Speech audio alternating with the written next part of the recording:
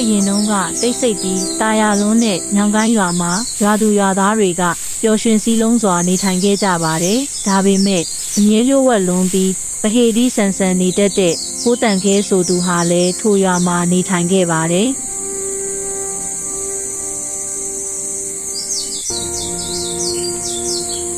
မနက်တိုင်းမှာဖိုးတန်ခဲကအိတ်လေးတစ်လုံးကိုယူပြီးတောထဲကိုနေ့စဉ်မပြတ်လှုပ်ဝက်ပြီးပဟေဒီဆန်ဆန်ထွက်ခွာသွားတတ်ပါတယ်။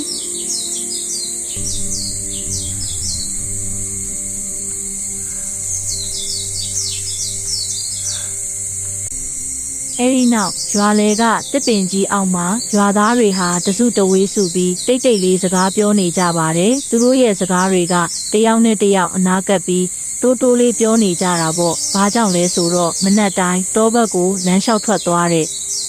ဖိုးတန်ခဲအကြောင်းကိုသူတို့အားလုံးစိတ်ဝင်စားနေကြတာမို့လို့ပါဖိုးတန်ခဲကတောထဲကိုဘာလို့သွားတာလဲဆိုပြီးရွာသားတယောက်ကတောဘက်ကိုလက်ညှိုးထိုးပြီးအံ့ဩသလိုမေးလိုက်ပါတယ်ဒါပေမဲ့အဲ့မေးခွန်းရဲ့အဖြေကိုရွာထဲမှာဘယ်သူမှမသိကြဘူးပေါ့ဒီလိုနဲ့ရွာသူရွာသားတွေဟာအချင်းချင်းတိုင်ပင်ပြီးဖိုးတန်ခဲနောက်ကိုတိတ်တဆိတ်လိုက်ကြည့်ရန်အတွက်သဘောတူဆုံးဖြတ်ခဲ့ကြပါတယ်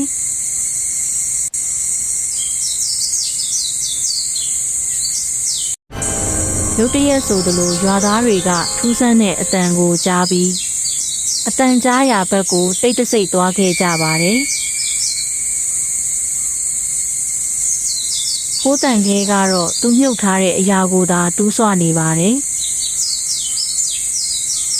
ရွာသားတွေကဖိုးတန်ခဲအနားမှာရှိတဲ့မြေအိုးကိုမြင်တော့အယမ်းအံ့ဩသွားကြပြီးရွာသားတယောက်ကဖိုးတန်ခဲတာကရွှေအိုးလားလို့မေးတဲ့အခါမှာတော့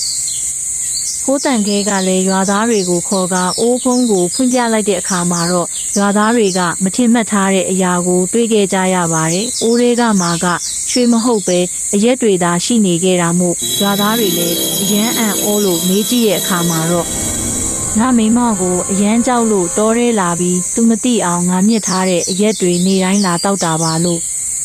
ဖိုးတန်ခဲကလည်းပြန်ပြောလိုက်ပါတယ်။နောက်ဆုံးမှာတော့ရွာသားတွေလည်းဖိုးတန်ခဲရဲ့လှုပ်ဝက်ချက်ကိုဖော်ထုတ်နိုင်ခဲ့ပါတော့တယ်။